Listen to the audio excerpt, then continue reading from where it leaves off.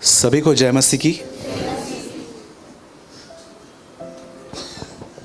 बहुत सारे लोग एक कन्फ्यूजन में ज़िंदगी जीते हैं कि ब्रदर, अगर मैं जानबूझ के पाप करता हूं तो क्या वो पाप माफ होते हैं?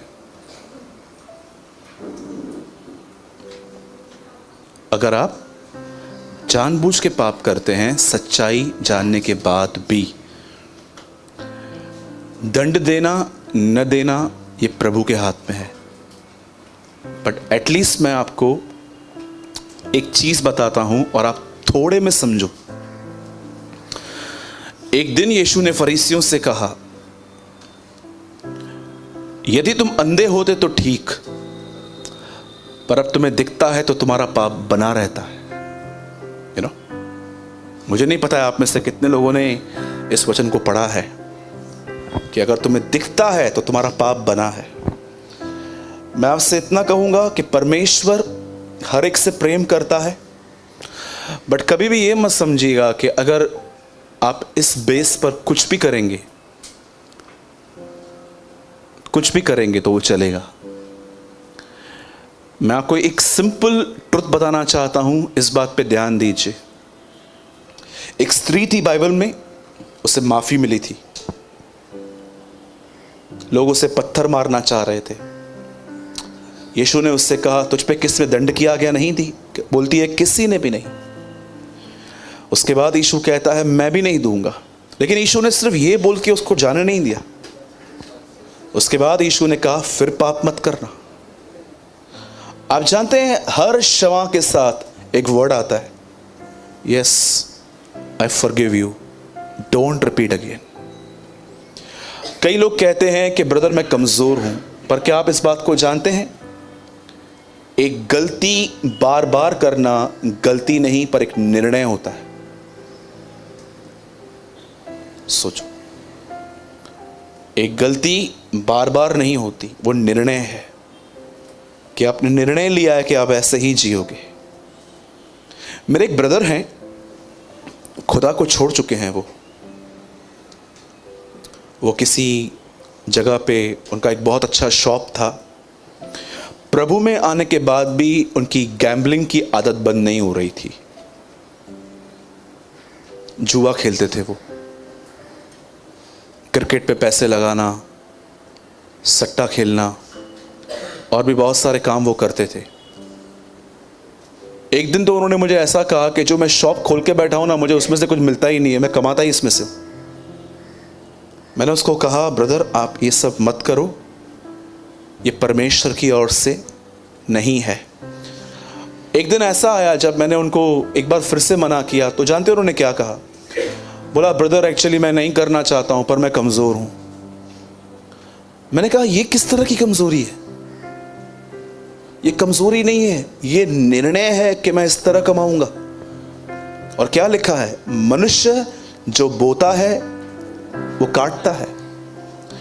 आप सोचो, आपको एक जमीन कोई दे रहा है और वो जमीन फलदायी नहीं है। वो जमीन आपको मिली है और आप उस जमीन में इतने गंदे गंदे बीज बो रहे हो, और गंदे बीज बोने के बाद आप 40 दिन का उपवास और प्रार्थना कर रहे हो, प्रभु मैं प्रार्थना करता हूं ये जमीन मुझे अच्छे फल देगी। ब्रदर मैंने तो फास्टिंग और प्रेयर की थी ना। आप जमीन को मूर्ख नहीं बना सकते। आपने जो बोया है वही आपको मिलेगा। मैं आपको भी कहना चाहता हूं, यदि आप में से कोई भी ऐसा व्यक्ति है जिसने परमेश्वर के वचन को हल्के से लिया है, तो मैं आज आपको कहता हूं, कलाम में लिखा है, यदि तुम न देखते तो ठीक, पर अब तुम देखते हो तो तुम्हारा पाप बना रहता है। अगर आप कहोगे, ब्रदर ये तो आपने बर्डन डाल दिया मुझ पे, क्योंकि मैं कुछ बातों को जानता हूं कि गलत हैं, पर मैं उनको छोड़ नहीं पाता हूं। मेरे भाइयों और बहनों, इस बात को याद रखो, ये इंटेंशंस अपने अंदर रखना कि प्रभु मैं नहीं करना चाहता, पर एक टाइम आता है मैं फॉल हो जाता हूं। ये इंटेंशंस आपके ऊपर अनुग्रह लेके आ सकते हैं। पर अगर आप डिसाइड कर चुके हो कि मैं अपने रास्तों को बदलूंगा ही नहीं, तो मैं आपको बताना चाहता हूं, you are in dangerous, you are in a tremendous dangerous. एक होता है, एक व्यक्ति कहता है, प्रभु क्या कहा प्रभु ने, जब तुम प्रार्थना करो तो कहो हमें परीक्षा में न डाल परंतु बुराई से बचा। एक्चुअली थोड़ा समझने की कोशिश करो, यीशु क्या समझाने की कोशिश कर रहा है कि जब परीक्षा आए तो मुझे बुराई में गिरने से बचा देना। परीक्षा में अधिकतर लोग बुराई से निकल आते हैं। कितने लोग हैं भाई लोग, मुझे सच बताओ, जब हवलदार आपको पकड़ता है तो पावती बनाते हो कि 200 रुपया देते हो? Thank you brother. चलो एक तो है, अधिकतर लोग क्या करते हैं, 200 रुपया दे के निकल आते हैं। परीक्षा से कैसे निकले? पाप करके। जबकि ऑफिशियल क्या था? पावती बनाना। क्योंकि आप भी जानते हो 200 रुपया किसके पॉकेट में जाएगा? वो गवर्नमेंट को नहीं मिलेगा, वो उनके पॉकेट में जाएगा। कई लोगों को जब हवलदार पकड़ते हैं तो हवलदार उनको बोलता है पीयूसी बरोबर है, आरसी बुक बरोबर है, ड्राइविंग लाइसेंस बरोबर है, फोन पे क्यों बात कर रहे थे, गलती आ गई, करते हैं ना। उसके बाद वो क्या बोलता है, फाइन भरो। आप बोलते हो 1100 रुपया। फिर आप उसको साइड में लेके जाते हो, उसको 100 रुपया पहले चिपकाते हो। अगर वो नहीं मानता है तो फिर आप 10-10 रुपये बढ़ाते जाते हो। ठीक है भाई सुन, अभी मेरे पास भी 300 ही पड़ा है, बहुत दूर जाना है। ये भी झूठ है, इट्स ऑल्सो लाई। परीक्षा में पड़ गए आप, कैसे निकले आप? बुराई से। बुराई ने आपको छुटकारा दिया, आपने झूठ बोला, आप निकल आए। कल मुझे हवलदार ने पकड़ा नेहरू चौक पे।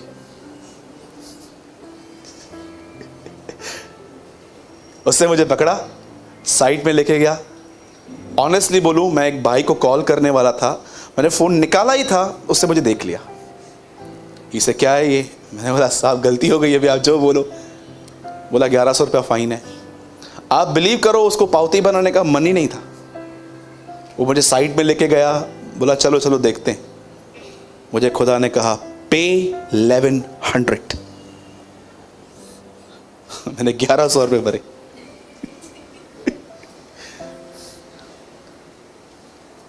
मेरे 1100 रुपये गए, मुझे इस बात का 1% टेंशन नहीं है। भले ही मैं मिडिल क्लास फैमिली से हूं, 1100 रुपया मेरे लिए 11 लाख हैं। पर मुझे एक सबक मिला कि मुझे आगे कैसे जिंदगी जीनी है। मेरे लिए ये लेसन 1100 रुपये में खरीदना बड़ा बड़ा सस्ता था। ट्रस्ट मी, अभी से मैं जब भी जाऊंगा आजू बाजू देखूंगा क्या कर रहा है कोई। पर देखिए आज लोग कैसे चीटिंग करके निकलते हैं। कभी आपने सोचा आप जॉब में डरे डरे क्यों रहते हैं? क्योंकि आपको भी पता है जितनी आपने क्वालिफिकेशन दिखाई है अपनी, जितनी अपनी स्टडी दिखाई है, उतना आप पढ़े भी नहीं है। हमेशा इस बात को याद रखिए, एक डर परमेश्वर अलाउ करता है ताकि आपको वो डर बाहर निकाल ले आए। सोचो, एक सिंपल बात मैं आपसे पूछता हूं, उसके बाद हम वचन में आएंगे। आप घर से 500-600 रुपया चोरी करके निकले हो, और जैसे आपने डाल दिया, आप खुशी खुशी गए, चलो आज का दिन तो जुगाड़ हो गई मेरी। और 5 मिनट के बाद आपको घर से फोन आए, पता तो नहीं चल गया। कितना डरते हैं आप। आपको पता है आप कितना भी प्रार्थना करो, प्रभु इस प्रकार का भय आपके अंदर से कभी नहीं निकालेगा। बाइबल बताती है जो बुराई करता है वो डरे। रोमियो में लिखा है जो बुराई करता है वो डरे। जानते हो कौन से लोग डरे डरे हुए से रहते हैं? जो गलत काम करते रहते हैं वो डरते। यदि तुम्हारा मन तुम्हें दोष न दे तो तुम्हें उसके सामने हियाव होता है, यूहन्ना कहता है। आपको करेज मिलती है कि नहीं खुदावन मैं आपकी लाइफ में। इसलिए आप देखिए न्याय के दिन जिन भी लोगों को नरक में डाला गया, उन्हें रीजन क्या दिया गया कि तुम मेरे स्वर्गीय पिता की इच्छा पे नहीं चलते थे। वो चर्च आते थे, वो दुआएं करते थे, वो उपवास करते थे, पर कौन सी चीज में वो फेल थे? वो परमेश्वर की मर्जी में नहीं जीते थे। वो मार्था की तरह चलते थे जो यीशु के लिए खाना बना रही थी, पर यीशु को पसंद नहीं आई ये बात। मार्था किसी और व्यक्ति के लिए खाना नहीं बना रही थी, हार्डवर्क कर रही थी। 13 लोगों के लिए खाना बनाना मजाक नहीं है। आप बहनें भी जानते हैं 13 लोगों के लिए खाना बनाना क्या होता है। 12 ऐसे लोग जो अपनी जॉब छोड़ चुके थे, एक यीशु। 13 लोगों के लिए एक औरत खाना बना रही थी और यीशु उसको कहता है मुझे नहीं चाहिए। ये कर जो मरियम कर रही है, ये मुझे ज़्यादा खुश करेगा। समझ रहे हैं मेरी बातों को? अगर आप जानबूझ के पाप कर रहे हैं, आपको किसी पाप में करने में मजा आ रहा है, तो मैं आपको आज एक एडवाइस देता हूं। कितने लोगों ने दाऊद का यह वचन पढ़ा है, मुझे ठिड्डाई के पापों से बाहर निकाल। यू नो व्हाट इज ठिड्डाई? ठिड्डाई का मतलब मेरे अंदर से पाप करने की इच्छा को निकाल। इसको ठिड्डाई कहते हैं कि मेरे अंदर इच्छा है, मुझे करना है, मुझे मजा आता है, इसमें मेरा बेनिफिट है, इसमें मेरे झूठ कवर हो जाते हैं, इसमें मेरी गलत जिंदगी कवर हो जाती है। परमेश्वर से कहिए मुझे निकाल, और फास्टिंग में जाइए। पहले के दिनों में फास्टिंग आपको बहुत डिस्टर्ब करेगी, आपका बदन आपको खाना याद करवाएगा, आपको पाव भाजी की खुशबू आएगी, आपको पिज्जा याद आएगा, डोनट्स याद आएंगे, बहुत कुछ आपको याद आ जाएगा, और आप मस्त हाथ में लेके बोलोगे, प्रभु तू तो दयालु, अनुग्रहकारी, अति करुणामय और करुणा निदान है, मैं खा रहा हूं। यू नो कितनी बड़ी बात है ना। डेविल ने आपको खुदा को धोखा देने के लिए भी वचन दिया। वाह! यू नो यीशु मसीह को कैसे धोखा दे रहा था। लिखा है ऊपर से अपने आप को गिरा स्वरदूत। अरे मैं सोच रहा था भजन संहिता 91 खाली बिलीवर को पता है, डेविल को भी पता है। ये कहां लिखा है? 91 में लिखा है ना, अपने आप को ऊपर से नीचे गिरा दे, तुझे वो तुझे हाथों हाथ। क्या 91 उसने रीड किया है कि ये सुरक्षा के ऊपर है? यीशु मसीह को एक सिक्योरिटी दे देते हैं। सोचो शैतान इतना सयाना है, वो खुदा को धोखा देने के लिए आपको वर्ड दे देता है। और जानते हो अधिकतर लोग जब पाप करते हैं तो वो कौन से ख्यालों से करते हैं? कर, प्रभु को पता है तू कमजोर है। यू नो कर, प्रभु को पता है तू कमजोर है, प्रभु को पता है, प्रभु ने तेरे को बोला है 6-8 महीना ले इसको। मेरे भाइयों, आप दिन में 100 बार पाप में गिरना प्रॉब्लम नहीं है, लेकिन आपके अंदर ये इंटेंशन है कि चलो कर लेते हैं, प्रभु माफ करेगा, दैट इज रॉन्ग। ये खुदा का मजाक उड़ाना है। ठीक है, ध्यान दीजिए। एक चीज में मैं किसी भी चीज में यीशु से कंपेयर नहीं करता अपने आप को।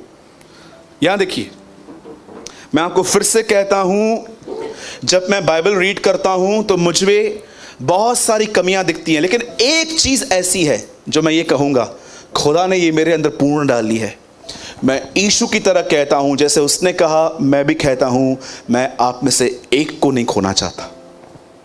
मैं चाहता हूं आप में से आए हुए हर व्यक्ति का पूरा पूरा उद्धार हो, हर व्यक्ति बचाया जाए, हर व्यक्ति गुनाहों से सेव्ड हो। जैसे उसने मरने से एक रात पहले किद्रोन के नाले के पास बैठकर कहा, हे पिता, मैं दुआ करता हूँ जितने तूने मुझे दिए हैं उनमें से मैं एक न खोऊं। मैं आपको सच कहता हूँ, मैं भले ही यहाँ से सबसे एक प्रकार के संबंध में नहीं हूँ, मैं किससे क्लोज हूँ, किसके नहीं हूँ, किस पे मुझे काम पड़ता है, मुझे बार बार कॉल करना पड़ता है, किसी के साथ मैं सच कहता हूं, मेरा यहां पर सबसे जय मसीह है, मैं सबसे मिलता हूं, पर मैं करीब उनके रहता हूं जो मुझे खुदा ने दिए।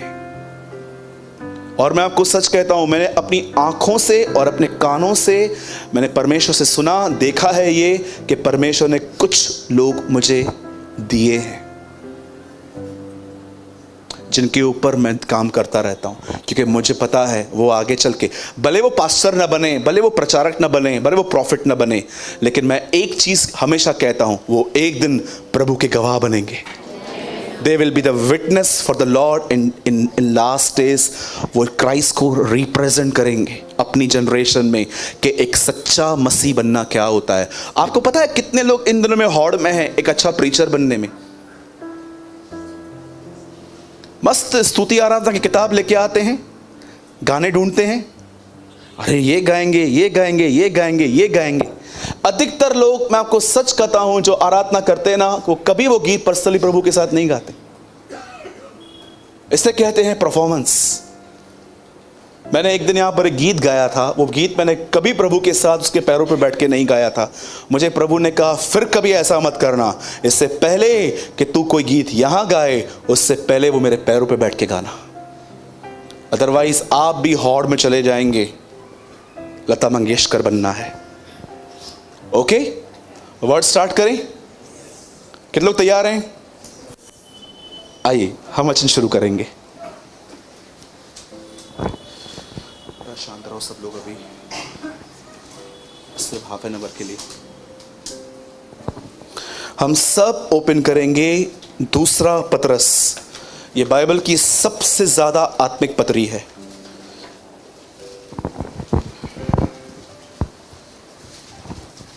मेरी आवाज पीछे तक आ रही है? ओके।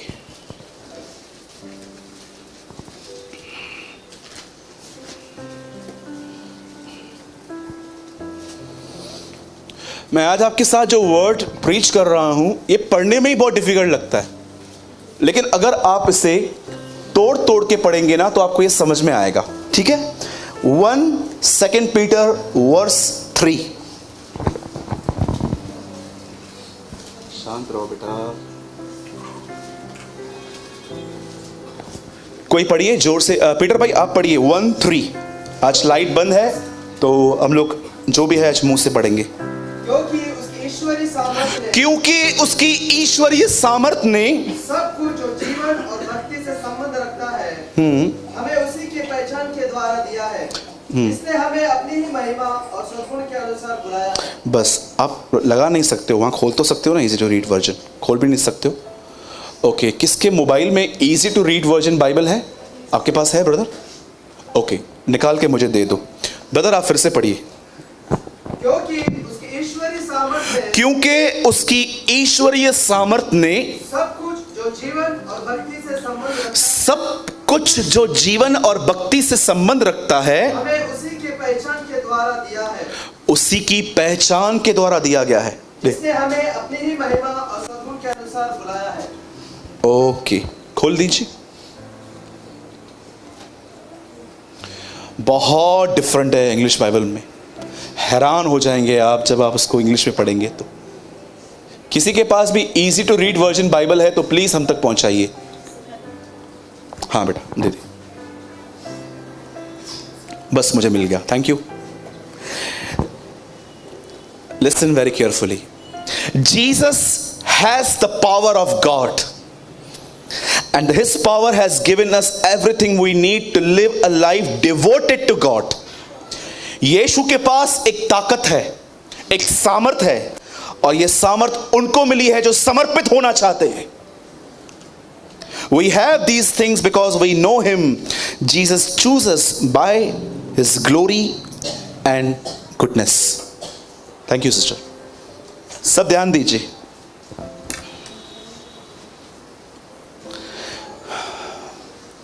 जो सोए हैं कहेंगे जय मसीह की। ओके, जागो। ठीक है? बाइबल मुकद्दस ऐसा बताती है, एक समय था जब यीशु मसीह यरदन पर अभिषेक पाने के बाद अपनी सेवकाई करने के लिए निकले, तो उन्हें एक ऐसा अजीब सवाल सुनने को मिला जो मुझे लगता है कि हम में से भी हर एक को चौंक सकता है। एक आदमी ने कहा, मेरे भाई ने शादी की, बगैर संतान उत्पन्न किए वो मर गया। तब उस लेडी ने उसके दूसरे भाई से मैरिज की, दूसरा भी ऐसे ही मर गया। ऐसे करते करते करते हम सब भाइयों ने शादियां की उसके साथ, और अंत में लड़की भी मर गई, वो लेडी भी मर गई। और जानते हुआ क्या? अब ये आदमी प्रभु से पूछता है, जब हम मरेंगे ऊपर जाएंगे तो ये इनमें से किसकी बीवी कहलाएगी आखिर? कैसा क्वेश्चन है ना? पढ़ा सपने आपने? तो बाइबल से एक आदमी यीशु से मिला और सवाल पूछता है, प्रभु एक आदमी ने किसी से शादी की, शादी के बाद वो बगैर संतान उत्पन्न किए हुए मर गया। ऐसे करते करते उसके सब भाइयों ने उससे शादी की, और जब ये सब खत्म हो जाएगा और जब हम तेरे सामने खड़े होंगे तो वो वहां पर किसकी बीवी कहलाएगी? सबसे पहली बात, इस आदमी को स्वर्ग में भी संसार चाहिए। क्या चाहिए? हाँ, स्वर्ग में भी संसार चाहिए। आप जानते हैं अधिकतर लोगों ने प्रभु यीशु मसीह को क्यों ग्रहण किया है? बोलो बाजू वाले को, स्वर्ग जाने के लिए। बपतिस्मा क्यों लिया है? स्वर्ग जाने के लिए। उनकी गलती नहीं है, बाइबल नहीं पढ़ते हैं तो झूठ पर तो विश्वास करेंगे ही। स्वर्ग जाने के लिए बपतिस्मा, स्वर्ग जाने के लिए, आप आज भी देखो बहुतों को इस बात की खुशी नहीं है कि वो यीशु से मिलेंगे, बहुतों को इस बात की खुशी है कि वो स्वर्ग जाएंगे। यीशु आएगा, वहां ले जाएगा, और हर एक को लगता है वहां पर है ना, कभी कभी जूने घरों के बाहर आप देखते रहेंगे पत्थर के ऐसे पत्थर पड़े रहते हैं, हिंदी में चाहिए बहुत थलो, उस पे लोग बैठ के मस्त गप्पे मारते हैं, यहाँ वहाँ की बातें, कौन सा सब्जी बनाया है, क्या बनाया है, तेरी सांस कैसी है, उसकी सांस कब निकलेगी, ये वो बहुत सारी बातें वो करते रहते हैं ना। बहुत बार ऐसा होता है, लोगों को लगता है स्वर्ग जाएंगे ना, वहाँ पर मस्त ठंडी ठंडी हवा चलेगी। कैसे हम लोग खंडाला लोनावाला साइड जाते हैं तो वहाँ पर एक वाइट कलर का फॉग रहता है, उन्हें लगता है हेवन में फॉग होगा, वहाँ जाएंगे ठंडी ठंडी हवा होगी, पानी पड़ा रहेगा, पानी में पैर लाके से बैठे रहेंगे हम लोग। They are excited for heaven, not for Jesus. और इन लोगों के लिए मैं एक बात कहूंगा, इन्होंने सिर्फ फायर इंश्योरेंस करवाया। फायर इंश्योरेंस, नरक से बचना है, दैट्स इट, और स्वर्ग जाना है। पर मैं आपको बताना चाहता हूं, आपका रिवॉर्ड स्वर्ग नहीं है, आपका रिवॉर्ड स्वर्ग में रखा हुआ यीशु मसीह है। कितने लोग ये बात जानते हैं? Our reward is not heaven, our reward is Jesus who is in heaven। यीशु मसीह जो स्वर्ग में है। एक समय था जब एस्तर राजा के सामने खड़ी थी, पर्दा हटा, उसने राजा को देखा। एक समय आएगा जब पर्दा हटेगा और हम अपने दूल्हे को देखेंगे। बोलो यीशु मसीह की।